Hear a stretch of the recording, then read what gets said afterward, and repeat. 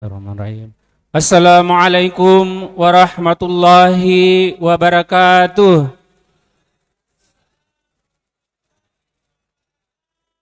Hamdan wa syukranillah. Wassalatu wassalamu ala ashrafil anbiya wal mursalin wa ala alihi wa sahbihi ajma'in amma ba'du. Puji syukur mari sama kita panjatkan kehadirat Allah Subhanahu wa taala yang telah memberikan nikmat kesehatan, kesempatan sehingga kita masih bersama-sama di tempat ini serangkaian dengan kegiatan ceramah agama yang dilaksanakan rutin oleh Badan Takmirul Masjid atau Lapas kelas 2A Gorontalo. Salawat dan salam semoga tetap tercurah pada junjungan kita Nabi besar Muhammad sallallahu alaihi wasallam. Insyaallah syafaat beliau sampai pada kita sekalian, khususnya kita yang berada di tempat ini sampai akhir zaman. Amin ya rabbal alamin. Yang saya hormati Kasih Binadik Lapas kelas 2A Gorontalo, izin saya sapa nama beliau Bapak Haji Kasdin Lato Sarjana Hukum. Yang sama kita hormati dan kita muliakan Ustaz penceramah pada sore hari ini Muhammad Rizal Panigoro MA. Yang sama kita hormati seluruh pengurus Badan Takmirul Masjid atau Lapas kelas 2A Gorontalo, hadirin serta pemirsa live streaming yang sempat hadir pada kesempatan ini dan menyaksikan siaran kami di channel Masjid atau Lapas kelas 2A Gorontalo. Baiklah, untuk menghemat waktu seraya memohon ridho dan karunia Allah Subhanahu wa taala, marilah kegiatan pada sore hari ini sama-sama kita buka dengan melafazkan basmalah. Bismillahirrahmanirrahim. Selanjutnya mari sama kita ikuti lantunan ayat suci Al-Qur'an yang akan dibawakan oleh Saudara Usman Mahmud.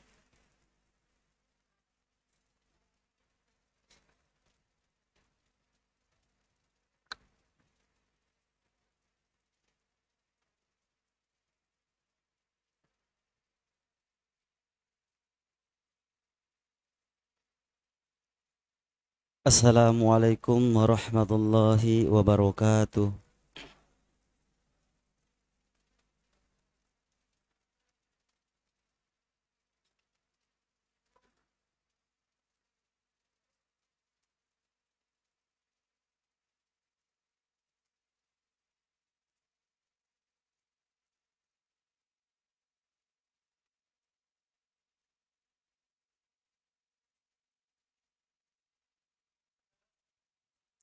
A'udzu billahi minasy syaithanir rajim.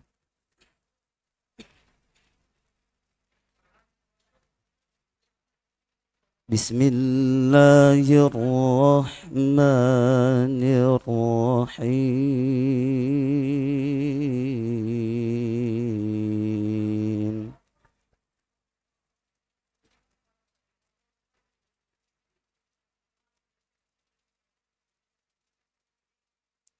Wa idz qala rabbuka lil malaikati inni ja'ilun fil ardi khalifah.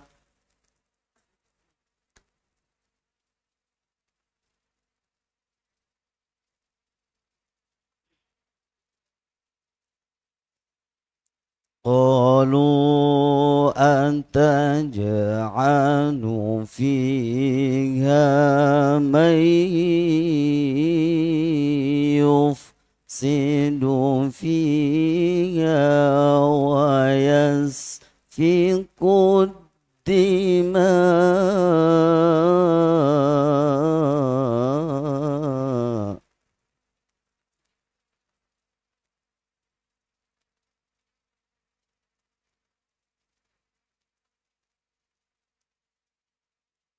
ونحن نسبح بحمدك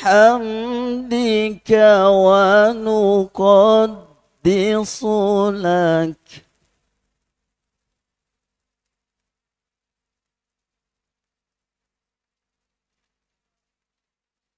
قال إني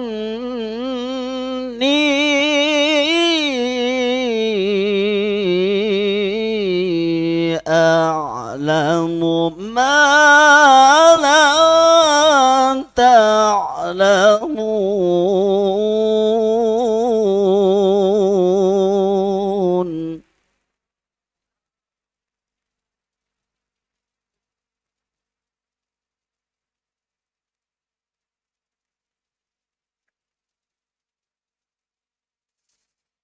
وعلم آدم الأسماء كلها ثم عرضهم على الملائكة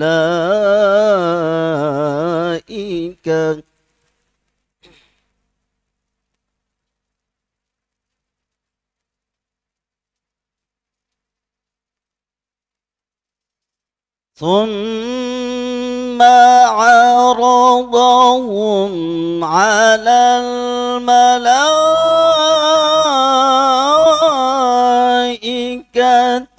فقال أنبئوني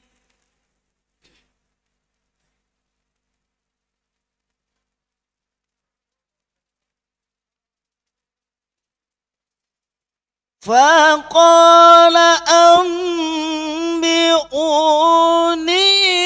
بأسماء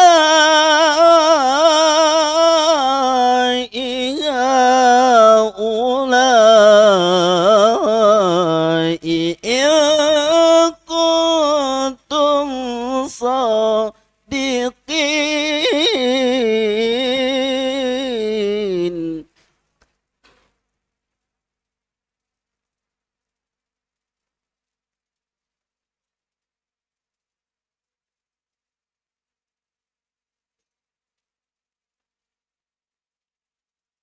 قالوا سبحانك لا علم لنا إلا ما علمتنا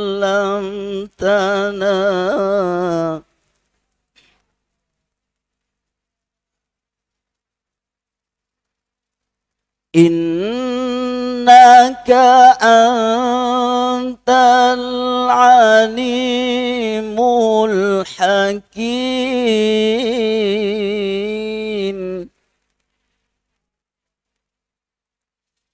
إنك أنت العليم الحكيم. صدق الله العظيم. والسلام عليكم ورحمة الله وبركاته.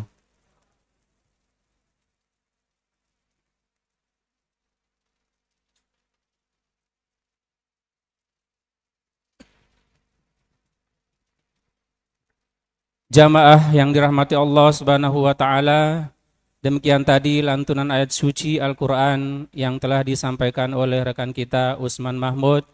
Insyaallah dengan syafaatnya, syafaat Al-Qur'an, baik bagi kita yang membaca maupun yang mendengarkan, mendapatkan syafaat di yaumil akhir. Amin ya rabbal alamin. Selanjutnya mari sama kita ikuti sambutan arahan bimbingan dari Kasih Binadik Lapas Kelas 2A Gorontalo. Untuk itu sama-sama kita undang dengan hormat.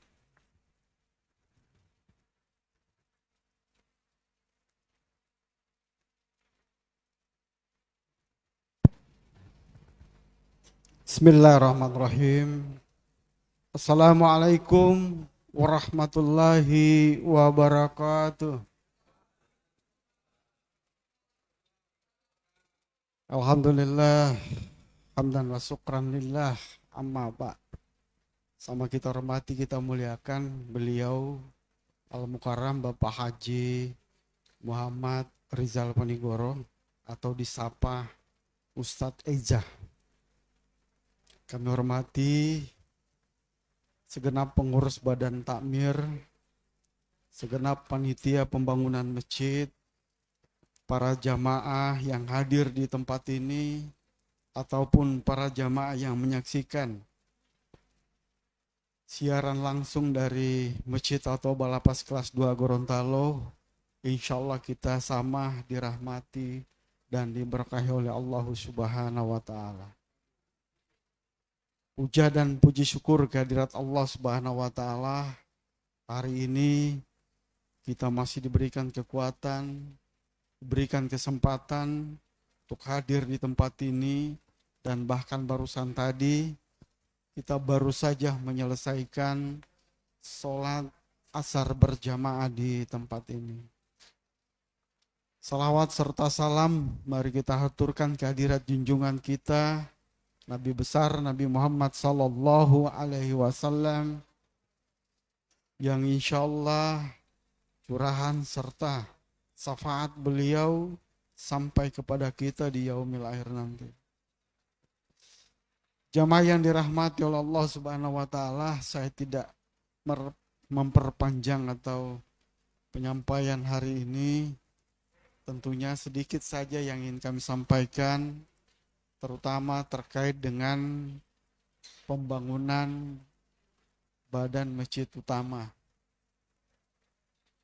yang diperkirakan atau yang insya Allah diestimasi oleh panitia ini akan dilaksanakan pada setelah peringatan 1 Muharram. Berarti insya Allah di pekan berikut. Kita tidak hanya butuh dukungan dari pihak luar, tetapi dukungan yang paling utama adalah dari kita semua yang ada di tempat ini. Dukungan paling kecil ya, ketika tidak mampu kita untuk memberikan tenaga kita sebagai kontribusi di dalam pekerjaan atau bentuk material lainnya, minimal kita doakan para panitia yang melaksanakan, para pekerja yang melaksanakan selalu di dalam lindungan Allah sehingga mereka bisa bekerja dengan baik.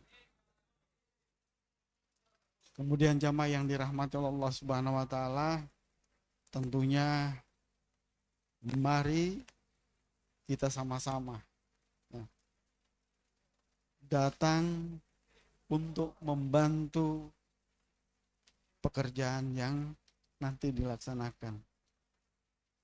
Sedikit tenaga dari jamaah yang dirahmati Allah Subhanahu wa Ta'ala akan sangat bermakna, sangat bermanfaat untuk pembangunan masjid ini.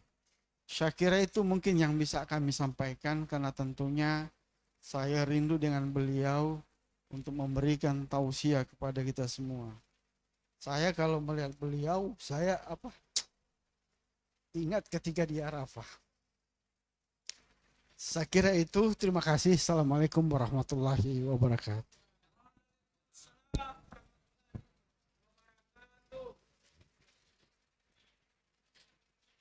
Hadirin yang dirahmati Allah Subhanahu wa Ta'ala, demikian tadi penyampaian arahan dari beliau Kasih Binadik. Untuk itu sama-sama kita mengucapkan terima kasih dengan harapan apa yang menjadi harapan beliau dapat kita laksanakan bersama. Selanjutnya kita beranjak pada ceramah agama yang akan disampaikan oleh yang terhormat Ustaz Muhammad Rizal Panigoro MA. Pada beliau sama-sama kita undang dengan hormat.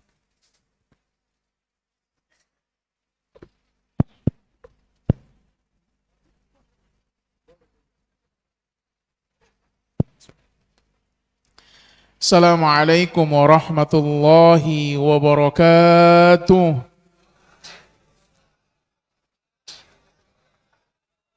Alhamdulillahilladzi anzala as-sakinata fi qulubil mu'minin liyazdadu imanan ma'a imanihim. Ashhadu an la ilaha illallah wahdahu la syarika lah wa ashhadu anna Muhammadan abduhu wa rasuluh la nabiyya wa la rasula ba'dah. Yang saya hormati Pak Haji Bapak Kasih Binadik Lapas kelas 2 Pemasyarakatan Gorontalo. Yang saya hormati Ketua Badan Ta'mirul Masjid At-Taubah beserta seluruh pengurusnya. Yang saya hormati teman-teman semuanya yang mudah-mudahan sore hari ini kita semua dimuliakan Allah Subhanahu wa taala. Pertama, kita bersyukur kepada Allah dengan sebaik-baik kalimat Alhamdulillahi Rabbil Alamin. Karena terlalu banyak nikmat yang Allah berikan kepada kita sampai dengan sore ini. Kalaupun Allah menahan nikmat rezeki, kalaupun Allah menahan nikmat sehat, ada satu nikmat yang patut untuk kita syukuri, yaitu nikmat iman. Biar ada sehat, biar banyak rezeki, tapi tidak ada iman, tidak masuk surga. Tapi kalau orang itu nikmat sehatnya mungkin Allah cabut. Dia menderita penyakit yang berat. Rezekinya dibatasi oleh Allah. Dia tidak hidup dalam kecukupan, di bawah garis kemiskinan.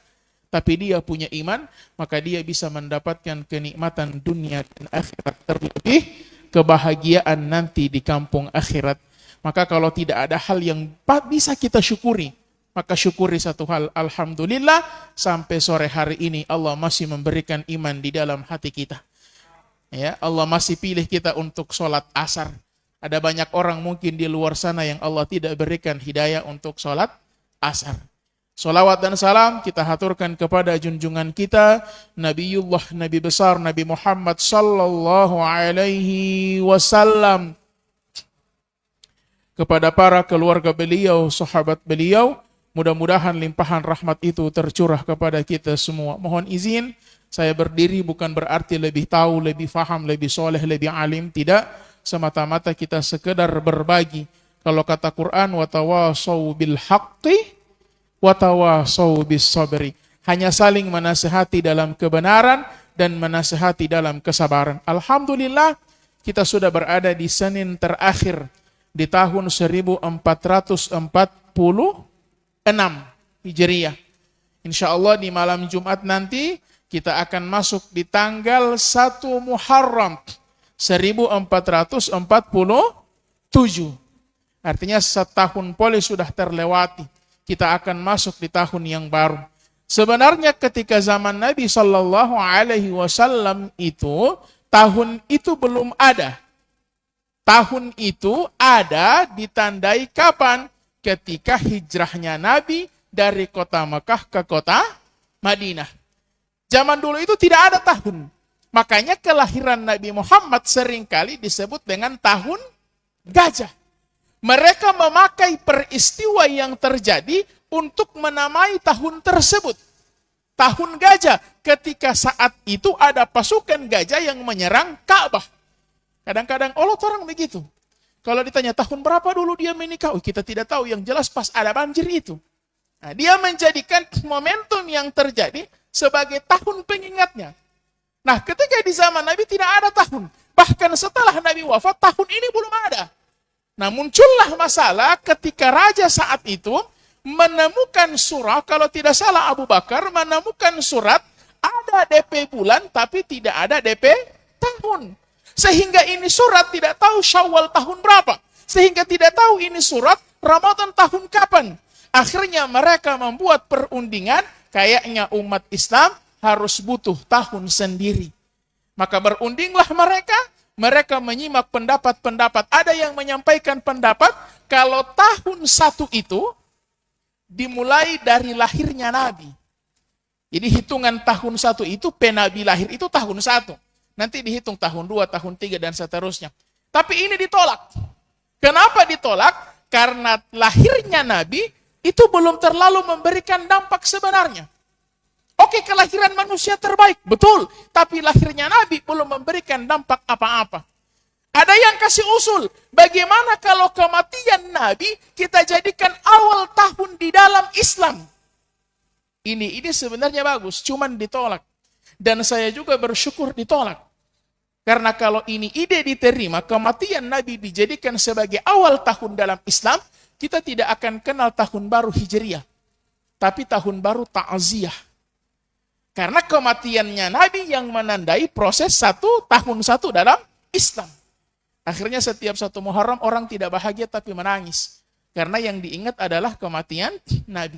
Maka diambillah keputusan bahwa tahun satu dalam Islam dimulai ketika Rasulullah Shallallahu Alaihi Wasallam melakukan peristiwa hijrah, makanya dikenal sebagai tahun baru Hijriah. Tahun ketika Nabi melakukan hijrah dari kota Mekah ke kota Madinah, itulah yang dijadikan sebagai awal penanggalan tahun di dalam Islam yang sampai saat ini sudah 1446 dan mau 1447. Bulan Muharram itu kalau di Gorontalo oleh sebahagian orang bolo maapuolo, kadang-kadang orang bilang bulan soe. Ada orang tidak mau bakase kawin kalau di bulan Muharram. Ada orang tidak mau beli rumah kalau di bulan Muharram.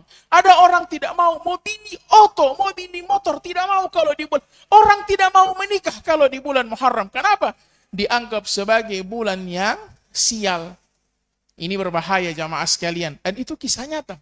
Pernah ada saya punya teman, dia telepon saya, dia tanya, Ustadz, itu kalau tidak salah tahun 1442 atau 41, dia tanya, Ustadz, ini Muharram ini mau sampai kapan? Saya bilang, kalau tidak salah ini masih pertengahan, 2 minggu lagi mau habis ini Muharram. Kenapa? Soalnya saya saudara mau kawin. Baru saya nenek belum mau kasih. Dia bilang mau kasih habis dulu Muharram. Mau kasih lewat dulu Muharram. La haula wa la quwata illa billah. Hati-hati, karena Nabi katakan dalam sebuah hadis, yu'zini ibnu Adam, anak cucu Adam menyakitiku. Jadi ada sebahagian orang yang Allah sudah berikan label lewat lisan Nabi Muhammad sebagai orang yang menyakiti Allah. Siapa mereka? Yasubbud dahar. Orang-orang yang suka menghina waktu, mencela waktu.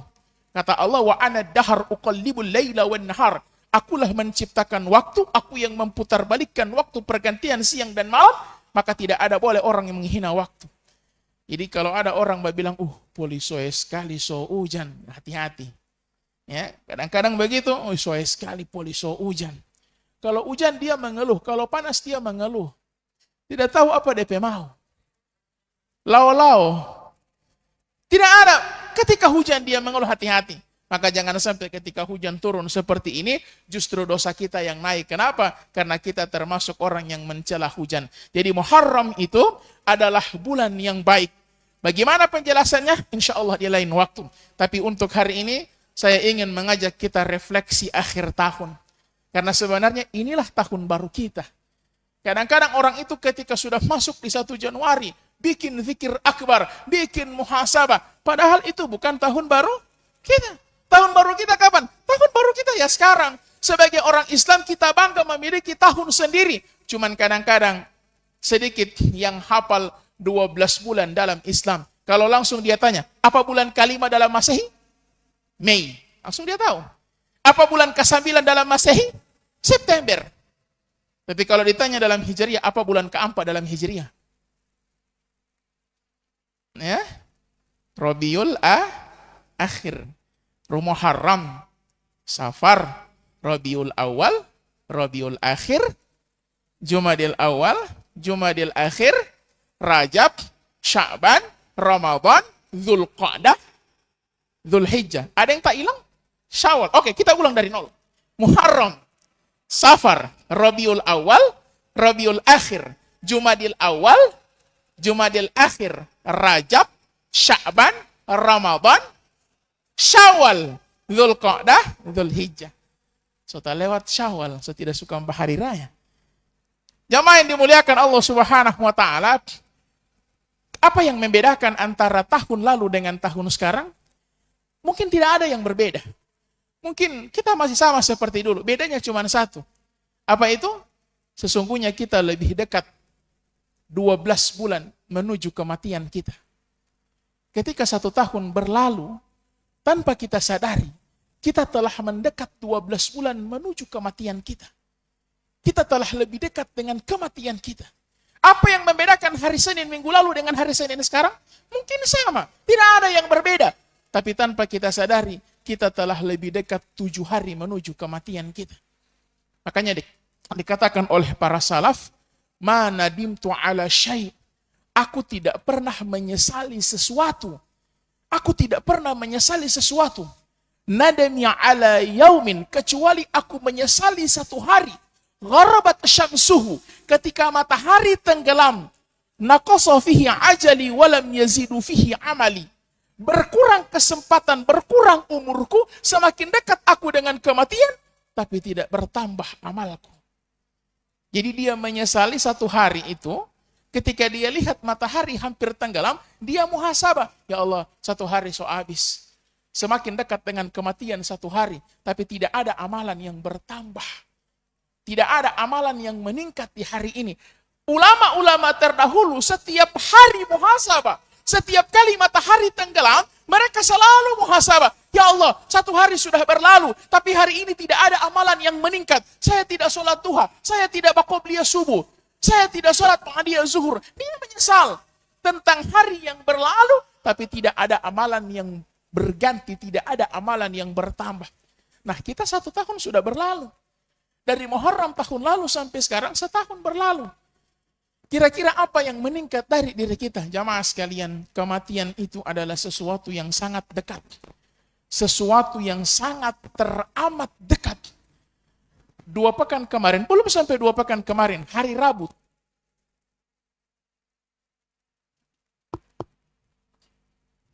Hari Rabu tanggal 11, kakak ipar sepupu saya itu meninggal dunia. Dia meninggal di hari Rabu pagi, jam 6. Selasa sore dia kecelakaan. Dia kecelakaan tunggal, dibawa ke rumah sakit, operasi, masuk ICU, Rabu paginya meninggal dunia. Dan teman-teman tahu, seharusnya dia menikah di hari Jumat. Itu undangannya sudah disebar, Pak. Undangannya sudah disebar, cateringnya sudah dibayar, kuenya sudah dibayar. Rumahnya di Dulomo, di Tinaloga sana. Dia meninggal itu dalam perjalanan pulang dari KUA. Boncengan dengan calon istrinya, pencatatan di KUA, pulang, kecelakaan, dioperasi, meninggal Rabu pagi. Harusnya Jumat menikah. Kematian tidak pernah memberikan kita kesempatan untuk bertaubat sesaat sebelum dia datang. Kematian tidak pernah peduli dengan apa agenda kita besok. Kematian tidak pernah peduli dengan apa rencana kita besok. Ketika sudah datang saatnya, apa Quran katakan? La yastakhiruna sa'ah wa la yastaqdimun.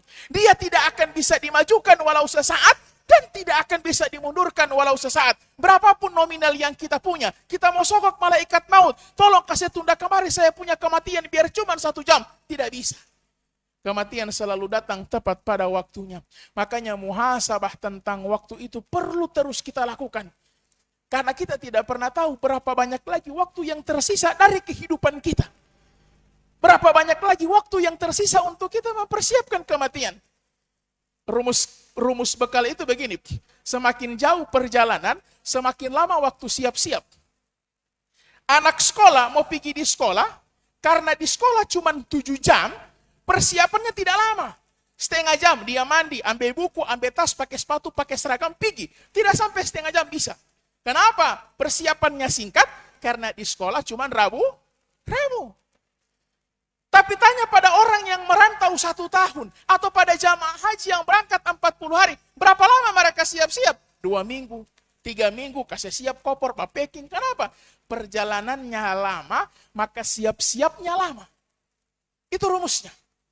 Nah, kira-kira berapa lama waktu bersiap-siap yang kita butuhkan untuk sebuah perjalanan panjang ke kampung akhirat yang Quran katakan khalidina fiha abada. Perjalanan yang tidak ada kata pulang. Perjalanan yang akan terus untuk kita hadapi. Dan tidak ada kata istirahat ketika kematian sudah datang, sudah mulai perjalanan kita, tidak akan pernah ada kata selesai. Maka saya mengajak kita untuk muhasabah bersama. Alhamdulillah ketika Allah Subhanahu wa taala memberikan kesempatan pada kita untuk semakin memperbaiki diri setiap hari, memperbaiki diri setiap waktu, memanfaatkan setiap detik demi detik untuk beramal kepada Allah, untuk memperbaiki diri, untuk bertaubat kepada Allah. Maka wallahi itu nikmat yang mahal. Itu kesempatan yang mahal. Itu nikmat yang mungkin tidak diberikan Allah kepada setiap orang. Maka manfaatkan waktu-waktu yang Allah berikan. Itu yang namanya keberkahan waktu. Kadang-kadang orang kalau doa cuman minta umur panjang. Allahumma tawwil umurana. Ya Allah berikan hamba umur yang panjang. Boleh tidak? Boleh. Cuman asal ditahu saja Fir'aun itu umurnya 100. Panjang. Tapi apakah umur yang panjang bagi Fir'aun menjadikan Fir'aun baik? Tidak. Setiap kali menyebut raja yang zalim, siapa DP contoh? Fir'aun. Menyebut orang yang rakus, siapa DP contoh? Fir'aun. Padahal umurnya panjang. Itu berarti umur panjang belum tentu baik. Maka minta umur yang panjang dan berkah. Keberkahan umur itu mahal. Ada orang, ibu-ibu, dia bangun, ada orang, dia jam 6:30 pagi, so selesai basolat tahajud, soba qobliyah subuh, soba subuh, soba zikir pagi, soba ngaji, soba taruh nasi, soba goreng ikan. Ada orang jam 7 pagi Allah baru bangun. Itulah yang disebut dengan keberkahan waktu.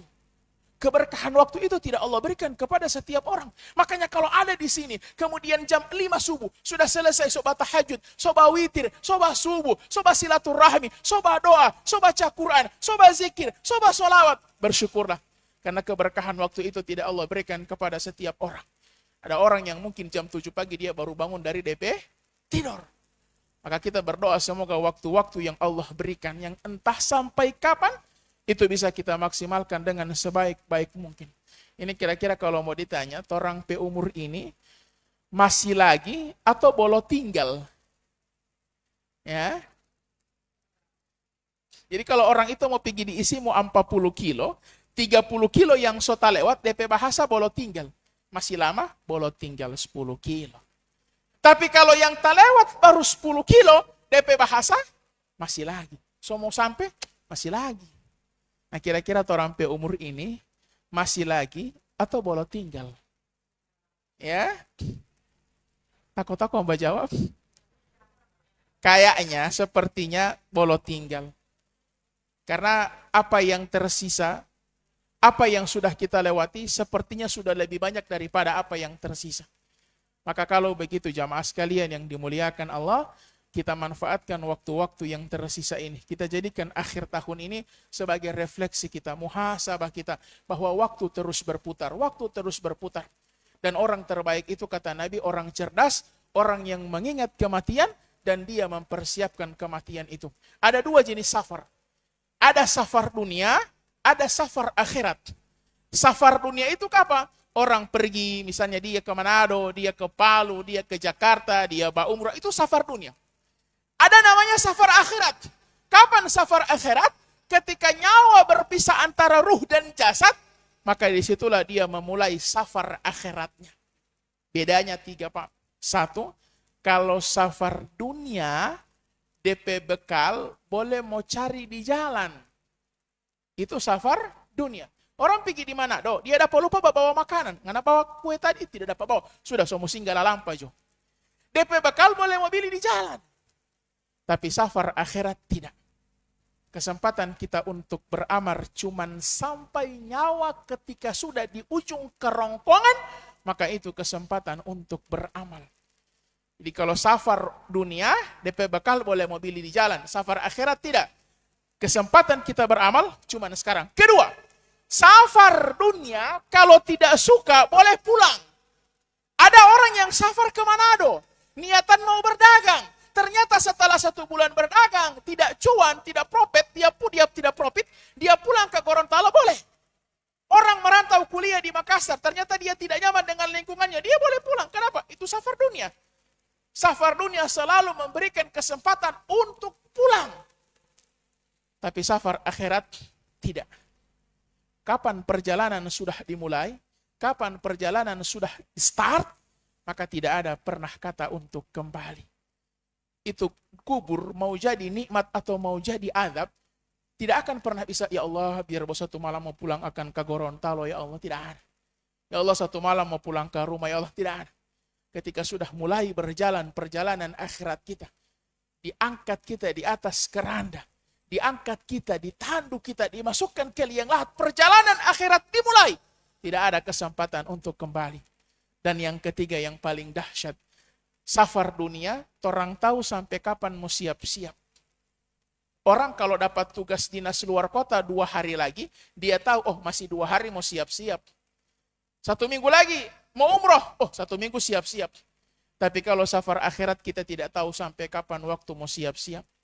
Boleh jadi malam ini ada yang memulai perjalanan akhiratnya. Ya, boleh jadi besok ada yang memulai perjalanan akhiratnya. Boleh jadi lusa ada yang akan memulai perjalanan akhiratnya. Kita tidak pernah tahu. Karena sekali lagi, al-mautu ya'ti bagdatan, kematian itu datangnya tiba-tiba. Maka nikmat waktu ini nikmat yang berharga. Allah kasih ke lapangan waktu pakai untuk meningkatkan kualitas diri kita di hadapan Allah Subhanahu wa taala. Manusia itu kan 2, ada namanya jasmani, ada jasad, ada ruh. Mana yang lebih utama? Ruh. Buktinya kalau tipe imam berdoa khususon ila ruhin, tidak dia doa khususon ila jasadi, tidak ada. Yang dia doakan mana? Ruh. Ketika undangan doa arwah dan ta'ziyah, tidak ada doa jasad. Pasti doa arwah. Kenapa? Karena ketika orang meninggal dunia, jasad itu mau diam kasih masuk di dalam tanah. Yang mau naik ke atas apa? Ruh. Arwah itu jamak dari ruh yang akan naik. Sementara jasad hanya akan jadi santapan cacing-cacing di dalam tanah. Apalagi yang basar begini. Artinya apa? Jangan sampai kemudian dalam proses waktu berjalan, kita terlalu fokus untuk memperbaiki urusan jasad kita saja. Kadang-kadang ada ibu-ibu DP skincare 800.000, 1 juta, ya. Tapi ruh ini tidak pernah dikasih makan. Contohnya bagaimana? Yang paling gampang itu begini. Kadang ada orang, dia tidak mau pakai baju yang sama di tempat yang sama. Istri bapak-bapak semua, bapak-bapak tidak ada, paling banyak ibu-ibu. Kadang-kadang kalau ada undangan pesta, dia lihat dulu di mana ini undangan pesta. Misalnya Sumberia. Yang dia cek pertama apa? Mana kita pakai baju yang belum kita pakai di Sumberia. Kalau semua dia so pakai, tidak pikir dia pak. Kita pakai baju hijau, sudah. Baju coklat, sudah. Baju kuning, sudah. Akhirnya dia bilang, tidak pikir. Kenapa? Tidak ada baju. Semua DP baju dia so pakai di situ, di Sumberia. Dia malu pakai baju yang sama di gedung yang sama. Padahal DP Satpam Allah tidak kenal. Kan tidak mungkin DP Satpam bilang, ibu boleh maaf ibu, ini baju ibu so pakai 2 hari yang lalu. Saya hafal betul, ibu pulang dulu. Tidak ada. Kita malu pakai baju yang sama di tempat yang sama. Tapi Masya Allah, sholat kita. Bacaan sholat 10 tahun lalu dengan hari ini sama. Tidak pernah kita malu di hadapan Allah. Dari 10 tahun lalu mau sholat, pasti rakaat pertama kul huwallah, rakaat kedua kul a'udzu birabbin nas. Kalau lagi rajin sedikit kita ganti kul ya ayyuhal kafirun yang kul a'udzu birabbil falak. Kalau rajin sedikit lagi kita ganti dengan 2 inna. Wa nuja inna anzalna inna a'tayna itu. Kita tidak pernah malu, Pak. Dalam urusan akhirat, memberikan konsumsi kepada ruh kita, memperbaiki sholat kita. Dalam urusan dunia, kita takut pakai baju yang sama di tempat yang sama. Takut orang bilang kemarin tidak ada baju. Tapi menghadap Allah dari 15 tahun lalu sampai hari ini. Terus-terus bacaannya kul huwallah, kul huwallah, kul huwallah. Boleh tidak Ustadz pakai kul huwallah? Boleh. Cuman kan semakin lama kita berdiri dalam sholat, semakin banyak juga dosa yang berguguran. Semakin panjang bacaan yang kita baca, semakin lama kita berdiri. Semakin lama kita menghadap Allah, semakin banyak pahalanya. Bahkan ada seorang ibu, seorang istri, dia protes sama suaminya. Dia bilang, papa, ini semua 5 tahun menikah, hobi tiap kali sholat, rakaat pertama itu kul huwallah. Rakaat kedua kul a'udzu birabbin nas. Omolu uti mau berubah. Terus pasti rakaat pertama kul huwallah. Kul huwallah. Rakaat kedua kul a'udzu birabbin nas. Kapan mau berubah? Ti mama ini so hafal pasti rakaat pertama, rakaat kedua, itu terus. Kul huwallah, kul a'udzu birabbin nas. Suami dia bilang begitu, tersinggung. Dia bilang, oke, insya Allah sebentar sholat isya, ti papa mau berubah. Aku akan berubah demi kamu, wahai istriku. Akhirnya begitu masuk sholat isya, Allahu Akbar, Allahu Akbar. Istrinya penasaran, surah apa yang dia baca ini? Ternyata ketika begitu sholat rakaat pertama, dia baca kul a'udzu birabbin nas. Rakaat kedua, kul huwallah. Dia ada putar. Selesai sholat dia bilang pada istri, aman? So sudah pol ya, so tak ganti. La haula wala quwata illa billah. Nah, maka usahakan ketika Allah memberikan kesempatan kita untuk sejenak beristirahat di sini, mari kita upgrade diri kita. Allah kasih kesempatan kita untuk lebih banyak beribadah kepada Allah Subhanahu wa taala. Itu bukti cinta Allah. Kadang-kadang kita memandang ujian itu sebagai, oh Allah kenapa benci sama saya? Banyak sekali ini ujian, banyak sekali ini cobaan, banyak sekali ini musibah. Kenapa Allah benci sama saya? Nah, dua rumus kehidupan yang harus kita fahami. Satu, Allah kasih musibah bukan berarti Allah benci. Dan Allah kasih nikmat bukan berarti Allah cinta. Kalau Allah kasih musibah, apakah berarti Allah benci? Tidak. Kenapa? Nabi Muhammad itu orang yang banyak ujiannya. Diuji dengan ibunya yang meninggal ketika masih kecil. Ketika lahir sudah tidak punya ayah. Ditinggal ibunda Siti Khadijah. Ditinggal pamannya. Ditinggal 6 orang anaknya ketika masih hidup. Banyak ujian Nabi. Tapi apakah kita akan bilang ketika Allah menguji Nabi, Allah benci sama Nabi? Tidak. Jadi kalau Allah kasih ujian, bukan berarti Allah benci.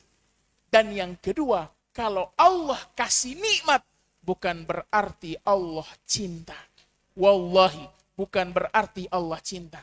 Dalam Islam itu ada istilah yang dikenal dengan istidraj. Masya Allah. Istidraj. Apa itu istidraj? Istidraj itu adalah hukuman yang melalaikan. Semakin dia tidak sholat, semakin enak DP hidup. Semakin dia tidak sholat, semakin laris DP toko. Semakin dia tidak pernah baca Quran, semakin lancar bisnisnya. Semakin romantis keluarganya. Semakin baik urusan pekerjaannya. Semakin dia jauh dari Allah, Allah tambah nikmatnya. Dan ini seburuk-buruknya ujian. Seburuk-buruknya hukuman. Kalau orang bermaksiat, Allah kasih sakit, langsung sadar dia. Mungkin ini karena saya pedosa.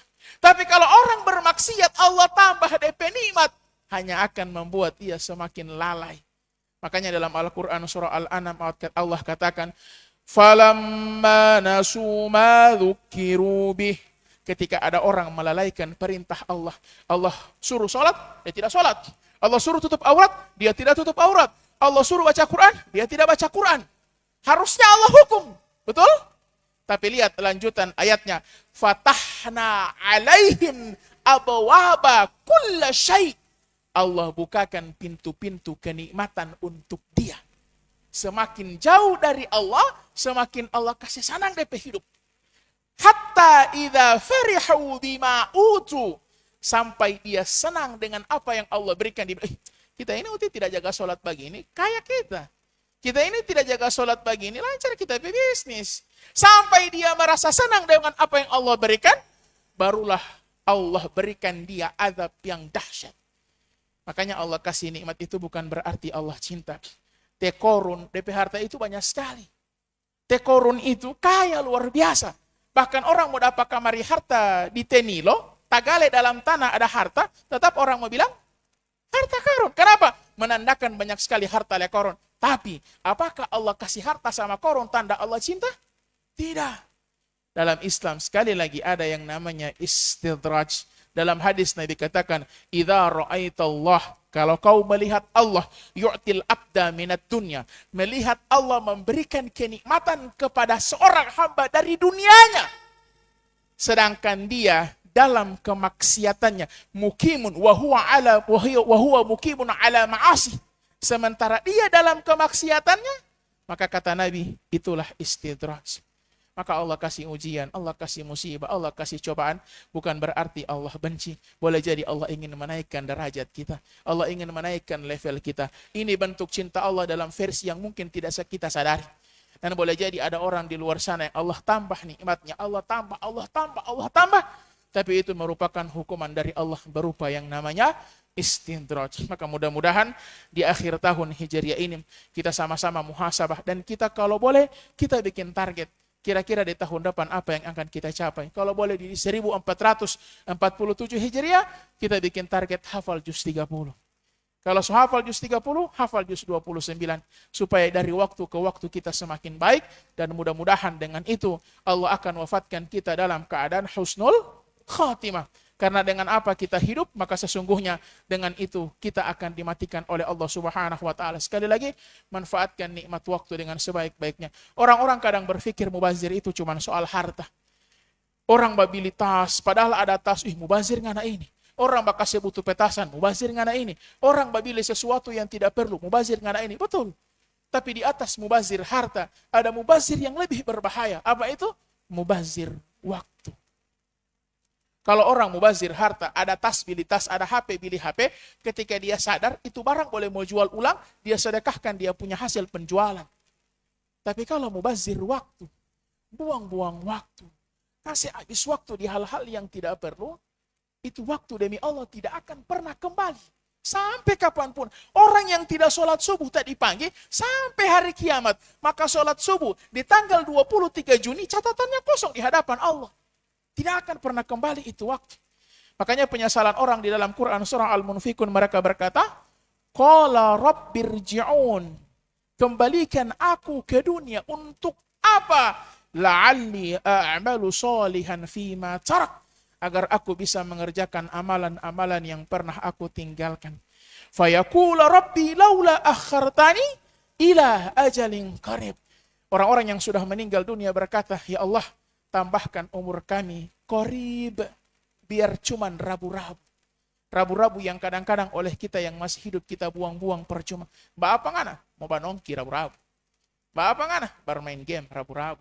Kadang-kadang rabu-rabu oleh kita yang masih hidup tidak ada harganya, tidak ada nilainya. Tapi tanya pada jenazah-jenazah, pada mayit-mayit yang ada di alam kuburnya, betapa berharganya rabu-rabu itu. Maka mudah-mudahan nikmat umur yang masih Allah Subhanahu wa taala berikan kepada kita sampai dengan sore hari ini bisa kita pakai dengan sebaik-baiknya, meningkatkan kualitas keimanan kita kepada Allah Subhanahu wa taala. Dan mudah-mudahan Allah akan tutup usia kita nanti dalam keadaan husnul khatimah. Sudah lewat 5 menit, maka saya mohon maaf. Mudah-mudahan yang singkat ini bisa bermanfaat untuk kita semua. Billahi taufiq wal hidayah. Assalamualaikum warahmatullahi wabarakatuh. Kita paripurnakan dengan doa. Bismillahirrahmanirrahim. Alhamdulillahirabbil alamin. Allahumma shalli ala Muhammad wa ala ali Muhammad.